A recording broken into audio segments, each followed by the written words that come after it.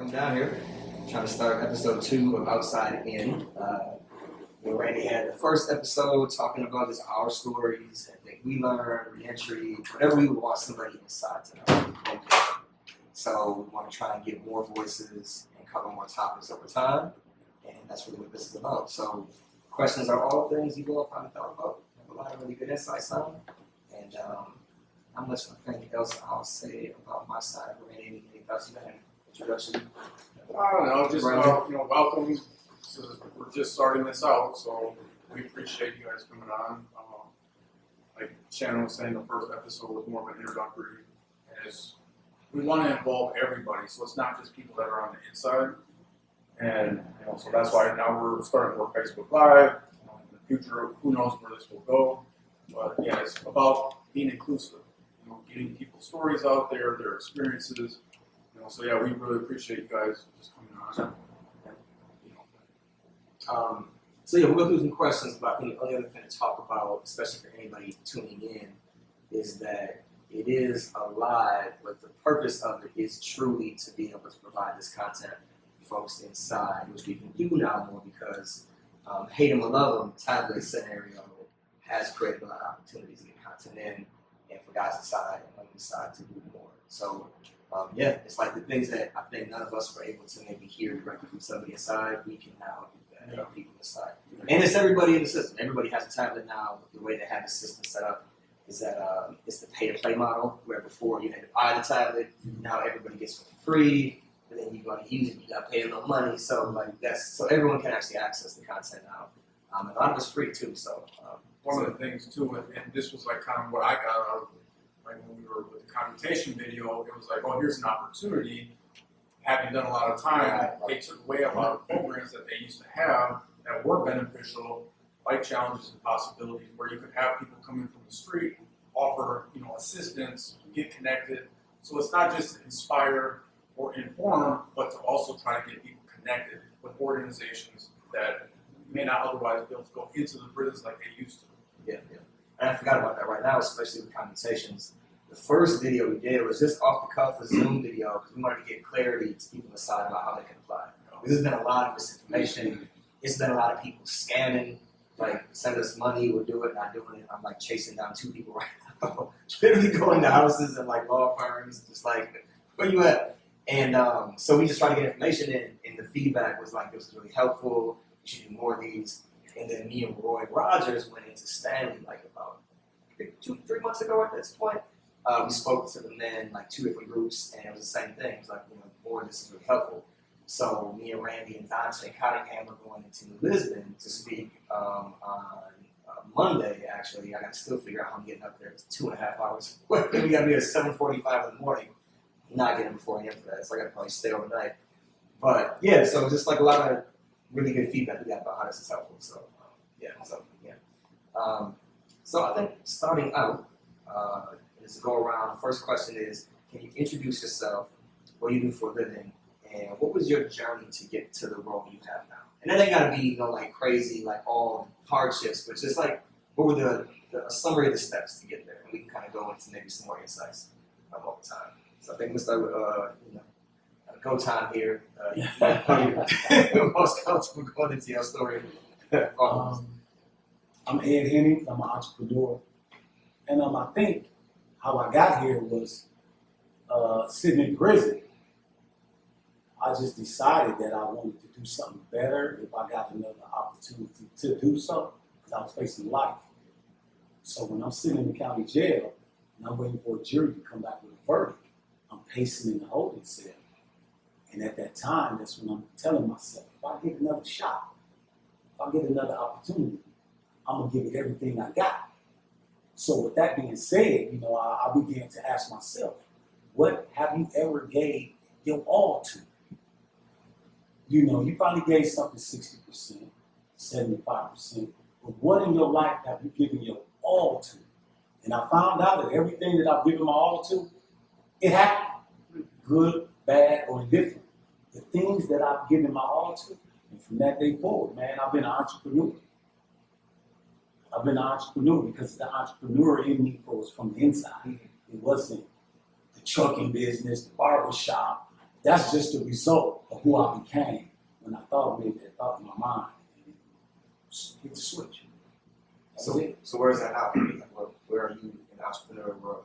Well, right now I'm running a couple-time truck, a box truck business. I just landed the contract with Jack L. Marcus, delivering their products to every prison here in Wisconsin.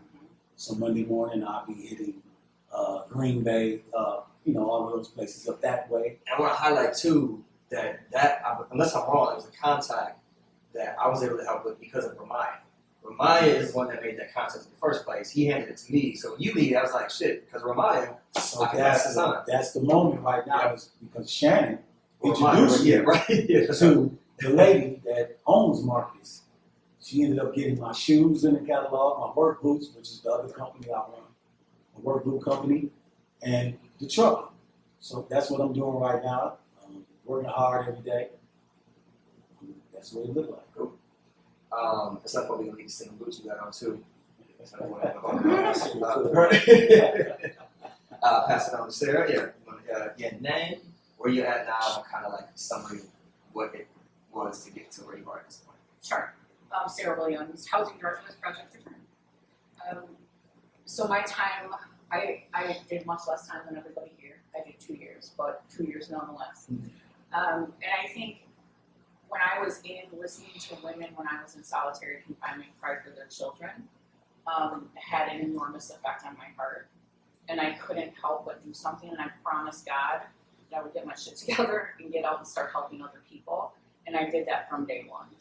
So I got really involved with, because before I went in, I was a nurse. I knew I didn't want to go back to that because addiction was a problem for me. And so when I got out, I was like, I just want to help people. So I started doing all the things, right? I worked with vulnerable populations. I was up in Green Bay for most of the time and did a ton of work with the homeless shelters. I helped set up a shelter up there.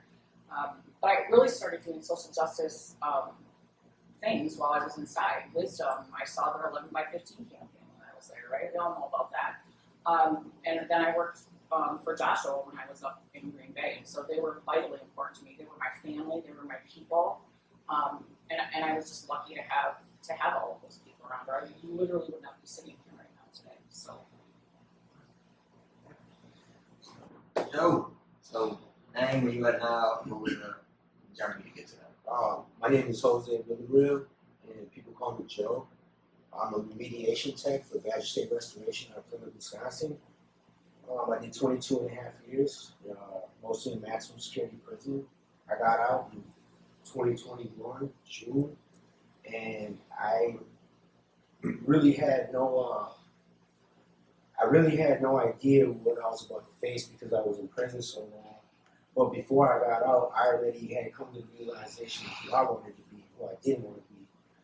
And it didn't take me long to realize that, but when you're sitting on 32 years, you kind of have a lot to navigate through during that time. And during that time, I was able to grow. I was able to be blessed to be around older dudes that kind of took me under the wing and kind of made me realize like they're never going home. And I had a chance to go home. And while I was in that realm, I see so many people going and coming back, and I think that really affected me because I just wanted a chance. I knew if I just got an opportunity or a chance that I would be okay. Once I got out, my release was unexpected. So when I came home, I didn't know it was an immediate release. So I went in before technology and all this other stuff, but just knowing that I was gonna have to learn everything over and that I couldn't take no shortcuts is what really kind of like started to get things going for me. And then the biggest thing that changed my life was my wife, because I had somebody with patience that was able to help me reintegrate my mind and my body, everything back into civilization. Like, I felt like I was dreaming. I felt like I was out of place. There was a lot of things going on, but one thing I knew was my conviction and my determination, because I did a long time, but I always knew once I got out, I would not go back. I knew that, it's just a matter of finding my way. And I found my way back to state. I've been there the last 2.5 years, and now I'm trying to get involved with advocacy. And I do, a friend of mine who passed away started Never Give Up out of Green Bay. So he started that before I got out, and he used his platform to help me get out. So I try to make it a point to stay, stay active with that community, or at least stay, stay aware of it. Yeah, I'm just blessed, man. I'm very honored to be here with you guys. I'm you, and you. So it's like one of the things now. We're all older, and we're just We went to high school together. Really? yeah. Did y'all know, like, We're the same friend No, group. we okay, I didn't know if, Yes. like, y'all just kind of just No, okay. same, yeah. We had the same Because friends. he had us out, so yeah. That's funny. It's a small world. Well, so, okay, for those that don't know us, yeah, what is, so for you then, name, kind of went over that, but you had now a little bit about the journey to get there. So my name is Randy Forsterling.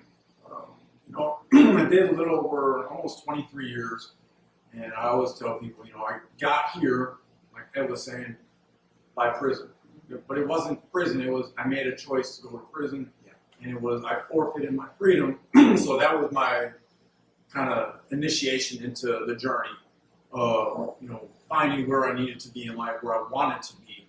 And right now, I work for NEMAC Global. I do dye repair there. I've been there since I've been out. I actually worked there when it was JL French Corporation. The company had been sold over. So when I was getting released, it was like, okay, what are my options for employment? I wasn't going to go back to selling drugs or robbing or the criminal life. That wasn't an option.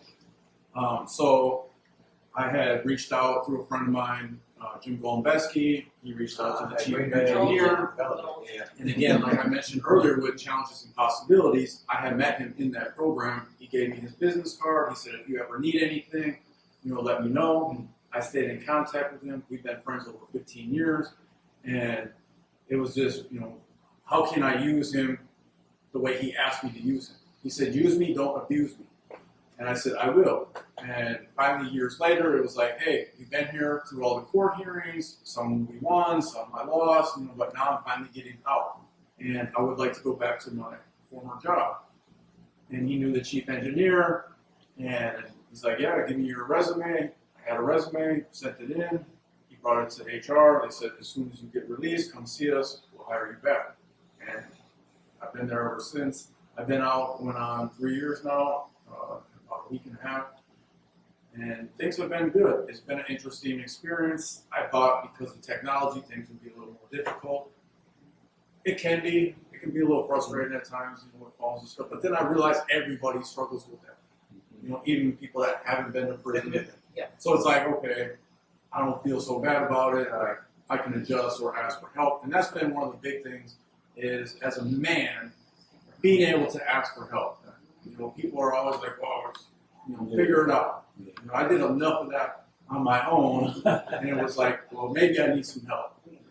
So, and I got to that point in prison where it was like, I need some help from the judge. And so it was like, he's the one that sentenced me, and I found out the system is not what people think it is. So it was like, I've done all these programs, I've done like 50-some programs, they're still trying to use, programs that were court ordered to prevent me from, moving down in custody level to a minimum.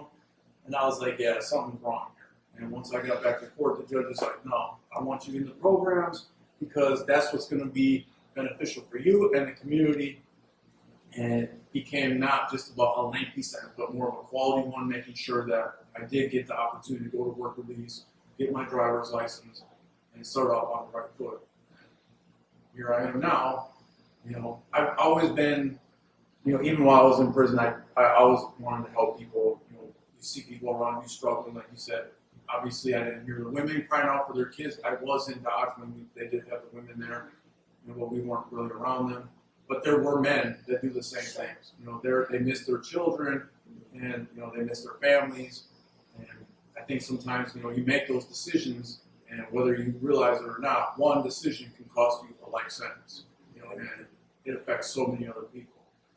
So yeah, that's what brings me to, outside in where we are today, is still wanting to be able to help those that maybe don't quite have it figured out, or they think they do, but they need to hear, like, hey, I thought I had it figured out too, until I realized what I was really up against. Yeah. What the work that I was going to have to put in.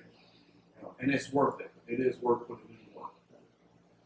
So we got a mix of entrepreneurship, nonprofit, and business world of, you know, employee status and ownership. And so everybody kind of talked a little bit about what it was in some way about a moment where they went from wanting to just exist and survive to like thrive and be of use to others.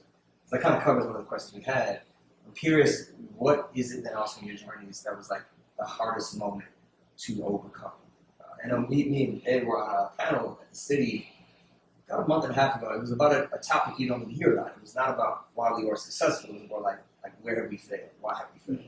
And I think that we don't give nearly that much information to people inside, or really in general. I know when I was inside, you know, I came home and Ed knows I started a trucking company 3 months after coming home. I didn't know nothing about trucks. Never drove one in my life. I just learned a little logistics almost right after I came home. But I can do anything. Right. And so me and my childhood best friend just got into it. You know, learn real quick that it is not this lit like you think when you inside. It's easy money path. Like it's way more complicated. And so like so many things, if not everything, is like that. There's so many more layers beyond like the success.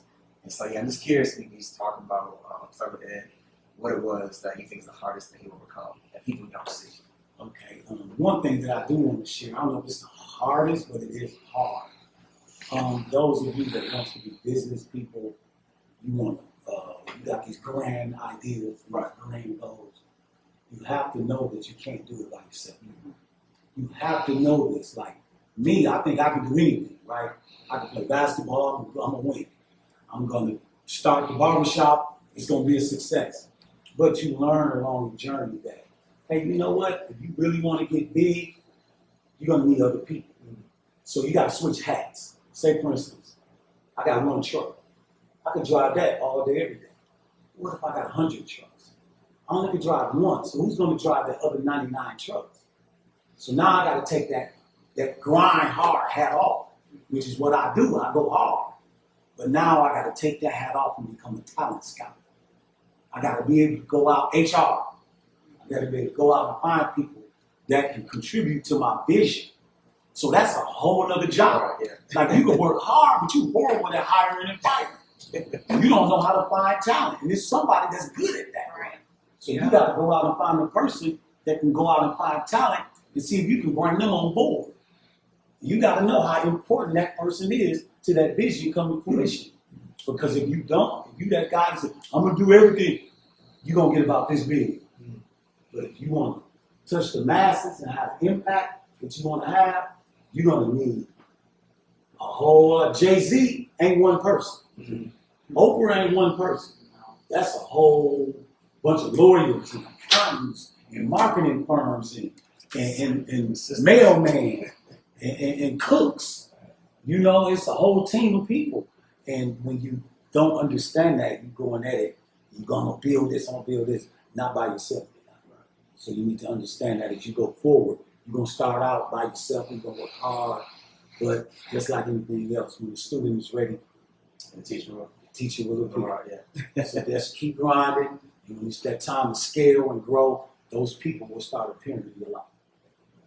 Don't shoo them away. Embrace it. They're there for a reason. What you say? I was thinking about this question because I wrote these questions earlier. I think for Messing up the me, magic. This is all natural conversation. no, so but only for a minute I did. I think for me it's that imposter syndrome that I think most of us have in this field because of what we've been through. Most days I feel inept to do what I do. And I know damn well I'm very qualified and have been doing this for, 13 years. So I am. So I think that's the thing that people don't see, that I don't talk about. Like they see me, they see what I do and the things that I do and how I carry myself all day. And I think they don't realize like underneath all of that is still some, I don't know, like I don't feel like I should be in this position, which is bullshit because I should, right? Because like one of the big things that I believe is that God puts all of us where we are right now today. Like all of these things happen for a very significant reason. And so for me, I think that's probably my biggest thing that nobody sees underneath the surface. Would you say that's something that you found in your time, especially with the work of Project Return? When you work with a lot of men I do. that come out, is that something more common with women coming home, or is it anybody coming home? I think it's kind of anybody coming home, honestly, Yeah. I do, yeah.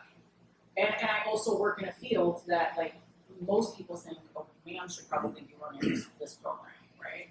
And so I deal with a little bit of that on a pretty regular basis as well, which can be frustrating, but I'm tough, so. What do you want? So you mentioned the name earlier, my best friend, Ramaya Whiteside. Yeah. A lot of people didn't quite know what was going on, but, before he passed away, I was right at the door of getting out, and he was really supportive, and we Yeah. started a company called Transcendency Unlimited. And people on the inside that knew us, they really knew, and we were able to start helping people that were close to us. And what it was is, we were there to basically, it was a personal and community development firm, and he had already established himself in the community on the national level, was working with the Milwaukee Bucks, and we had this vision that we love to work out. We went hard, and everybody knew that, but we were able to take fitness and use that to help other people transform their lives as a whole. And we would talk business, and we would talk, mental health and all these other things that were important that people didn't want to talk about in prison, especially men. Yeah. But because they felt comfortable in that setting where, man, we're in the weight room, a lot of times we would just, if we could, we would leave the weight area and we'd go out on the gym floor, or we'd go outside because we had more room and we had our peace and we trusted each other. And people would just gravitate towards us because they seen the path that we were walking, and they seen, wow, these guys were just in Supermax, but now here they are, they're getting the best jobs. How are they getting these jobs? They're getting into these programs. They see us evolve, and they wanted that. So one of the things that's hard is, right away, as soon as he passed, guys that were around me were like, man, what's going to happen next? Like, what are you going to do? And it's like, well, we're going to grieve. That's what we're going to do. And I'm not going to tell anybody how to do it. But for me, it's, building that mental fortitude, which is important, but also knowing your emotional side and what your feelings are, why you feel so way. And I was like, okay, it was an LLC, so it's going to dissolve on its own. And I told his wife, Carla, I was like, we're just going to let the company go. Whatever money's in the business account is yours. Use it for whatever. Mm-hmm. I said, we'll revisit this down the road. Mm-hmm. I said, right now, we just need to focus on taking care of ourselves. Yeah. And for me, that was what was important. And a lot of people don't see when I'm getting the phone calls and the text while I'm at work, or I'm supposed to be sleeping or whatever I'm doing, middle of a workout or whatever I'm doing, and they're like, hey, my husband is going through this, or my boyfriend's going through that, or my mom, or somebody always needs you.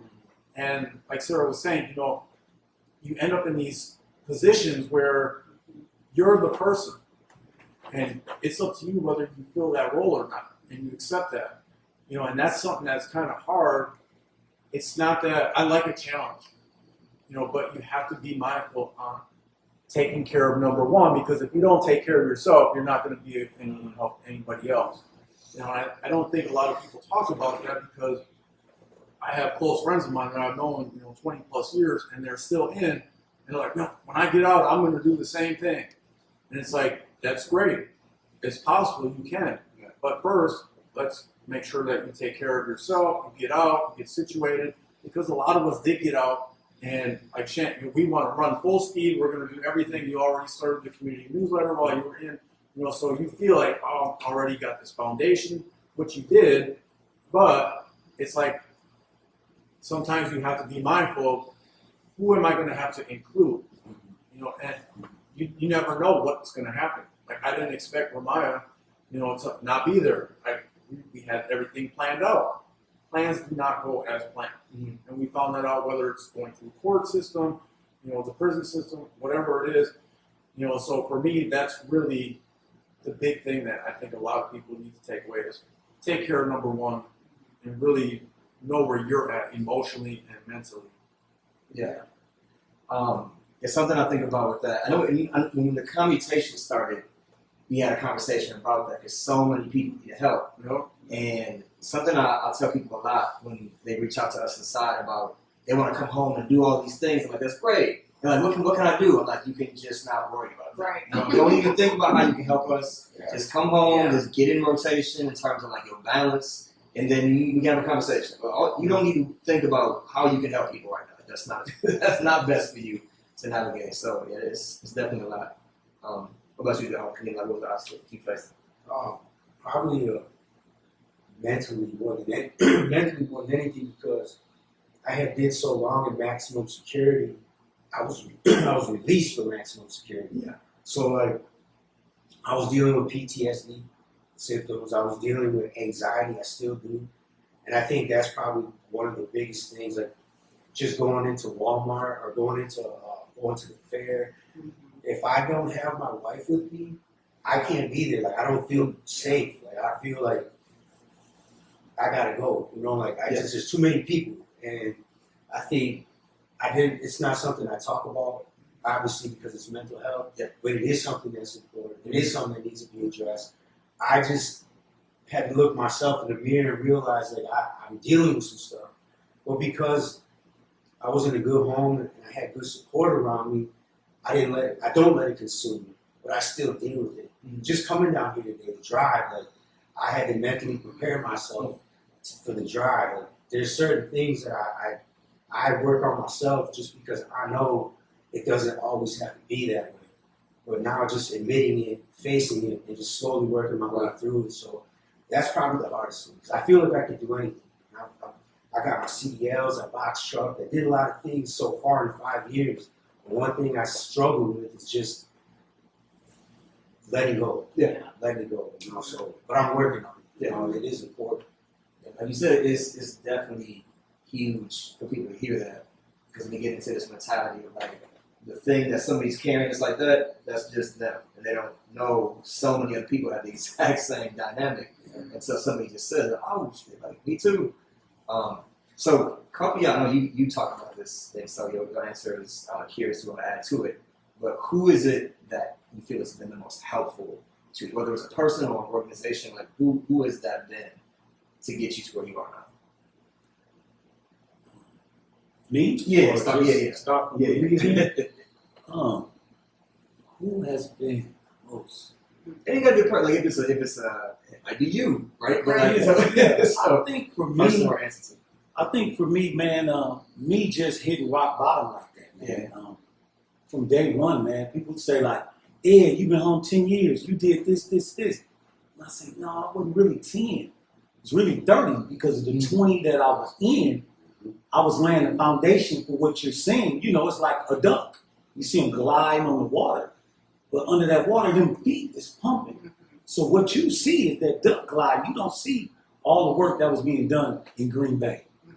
You know what I'm saying? Killer Moraine, Oshkosh, you know, Sturtevant, all that. You don't see that work. You just see the results. Because everything that I'm doing now is a result of what I was doing in there. You know, I didn't just get out and start, oh man, I'm going to open up a business. I'm going to do this. No. In 1996, I took barbering cosmetology. It didn't come to fruition until 2017 out here, but I had took it 20 years ago. Yeah. So it's a lot of things and decisions that I made in there that has enabled me to do what I'm doing now. So, man, I think it was just when I hit rock bottom, man. The time when I was sitting in there facing life, which I never thought would happen to me. You know, you this young person thinking, oh, ain't nothing gonna happen. But you're doing all of these things where it could have been happening. Mm-hmm. So now you're looking at your mom, your grandmom, your sisters and brothers, your dad, everybody you love, and they're crying. And the funny thing about is the mindset of a person like myself. It's like, man, I ain't gonna never let the fellas down. You know, when the fellas call, here I'm coming. You know, whatever's going on, I'm gonna come and straighten it out. All of us have this mentality amongst our circle of friends. We don't want to let them down, right? But here I am sitting in a courtroom facing the rest of my life, let everybody down.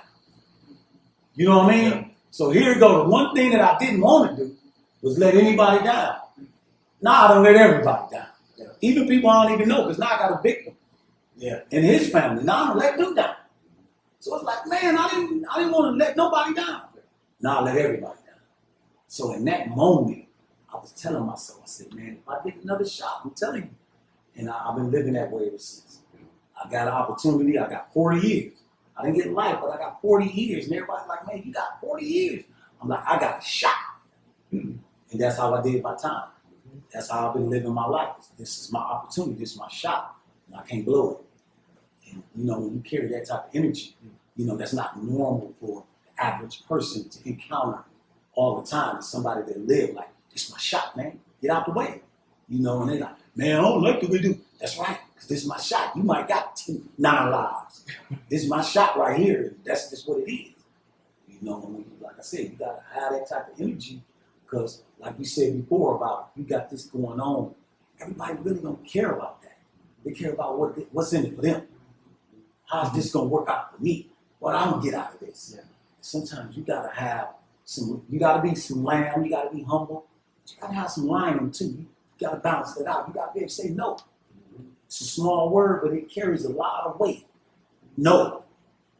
Why? I ain't got to explain all that all the time. No. No, it's It's almost just no. nice. Right. That's right. Yeah. That's all it is. No. Yeah. But, Yeah. you know, the pressures and the ills of the people that know you. Not me. I don't know you. There's people that know you. They know how to hit the buttons. They know what to say, when to say it, how to say it, with the type of energy they know that's going to move you. Right. They know what to do. They know how to get you going. I don't know, but I know the people that know me. They know how to get me going. And I'll be running. I get up out of here. Nope, I'm gone. You know, but they got bad things to say, but that comes with the territory. Come with it. You know, when we was immature and younger, that affected us. Now, not as much. You know, I knew that. I seen you coming. I baked the cake. I knew you was going to get mad when I told you no. You know what I'm saying? Like, it didn't shock me that you got mad. You got mad at 88 when I told you no. But just in 88, I turned back around and tried to fix it. Now I just keep on going. Like, man, I can't fix that. So, what was you doing the 20 years I was gone? Right. You seem to be pretty happy when I was gone. You know, now everything is wrong. Ain't nothing wrong.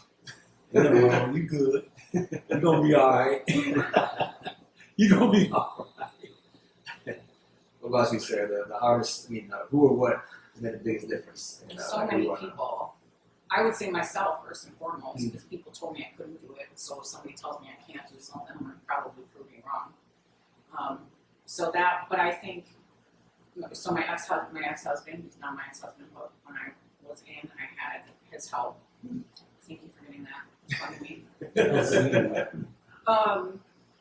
But my kids, my children, I remember sitting in solitary because my very first year I did completely in solitary confinement because of my mouth. And so I had nothing to do but sit there, right? And I missed my babies.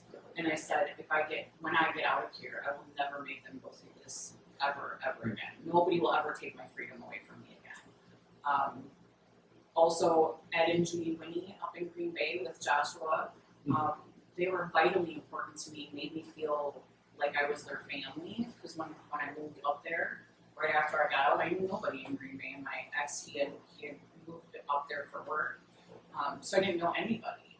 So I made family up there with the people that I worked with, the people that did social justice up there, all of those people, but keeping in the forefront my babies was definitely what drove me to never do that again. Something you said that's interesting is there's this view that the DOC or the system has that if a person does a lot of time in the hole or has a mouth, Right. whatever they want to frame it as, Right. They're a problem. It's not going to be good for them. Like it's not a good sign of their Right. post-release life. I know a lot of people, but that was them keeping Listen, their it was the- individuality. Right. That's the actual thing that allowed them to succeed when they got back Right. out because they didn't give that part up.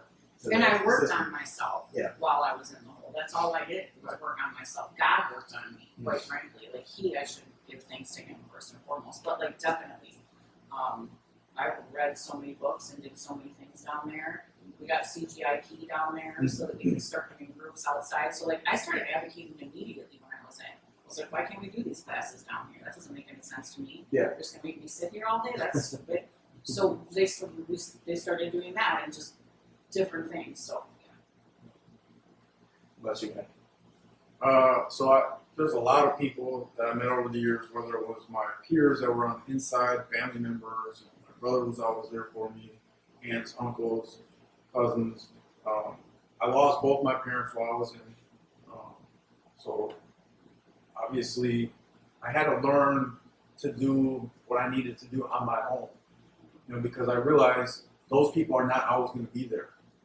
And as selfish as it might sound, I got to a point where I was in warrior mode and I wanted what I wanted. I was selfish, but in a good way, because I knew if I were able to get myself in a better position, I could do more to help others. And I remember one of my victims, she asked, just do something positive with your life. And that was it. She didn't ask for the maximum penalty. When my co-defendant and I, we committed a robbery, there were loaded guns. We could have accidentally discharged. We don't know what could have been the outcome. But fortunately, nobody was killed. So I took that opportunity and was like, yeah, I got 58 years, but I can still get out. And once I learned that, I was valuable, like I got to a point where I knew my value, and I knew that in order to get out of my circumstances, I had to raise my standards higher than what they were prior to me going in, and that's what I did. And I had, the DOC secretary at the time, the judge, and I got PRC. Why are you involving all these people? Like, let us do our job. And it's like, no, like I'm not going to just sit here and let you tell me see you in 12 months. And then I got 12 more months to figure out the next week. No, I'm going to make my moves accordingly. Yeah. And it was just me became like, bigger than the system. Like I had to outgrow my environment. And you talk about the lamb and the lion, and it was like, yeah, okay, that's true, but it had to be bigger than that. Mm-hmm. And I just wasn't willing to accept what they were telling me. And I knew my value, and I knew my family wanted me back out, my friends, like people had, seen me grow up, and it's like, okay, you've evolved to a point now where it's like, wow, your parents would be really proud of you, we're proud of you. And it's like, no, you don't understand. There's more to it than that. Like, I can go further, and I wanted to, and that's what I did. Like, I refused to take no for an answer. And every time, I shared this with Ed earlier, I would hear that, oh, just be patient. I hear be patient all the time. It's like, they're like, well, patience is a virtue. And it's like, no, it's not. Like, persistence is a virtue. Like, you tell me to be patient is like telling me no. That's the same thing to me. So it was like, I'm on my own time now. And anybody will tell you that was in there with me. Like, I was constantly in the law library. And I was constantly writing, Madison, the wardens would send me letters like, you need to follow the chain of command. And it's like, I'm not going to. Like, that's not how this is going to work. I tried that. I followed the chain of command. And it gets cycled back down, and you have me running and jumping through hoops. And it's like, we're not doing that anymore. You have to start explaining why your policies are hindering my progress, and you're not making exceptions.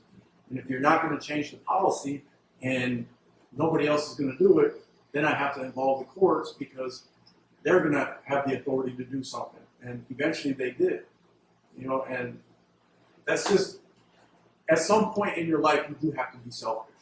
And there's nothing wrong with that. No, not at all. They spoke a little bit, Joe, about your wife. Like, so is there anyone else, or was that the main person you? I mean, when I first got out, in order for me to get out, my family came together. After like 20-some years, I hadn't heard from a lot of people, but everybody came together. And so my support system is bigger than it was while I was in, but a lot of them are the reason why now, like, I don't want to let people down, you know what I mean? But I don't want to let myself down either.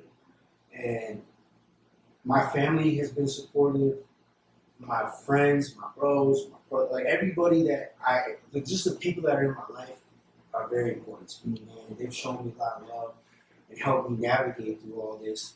I would say, as far like with my wife though, I met someone who I didn't have to struggle with to figure things out.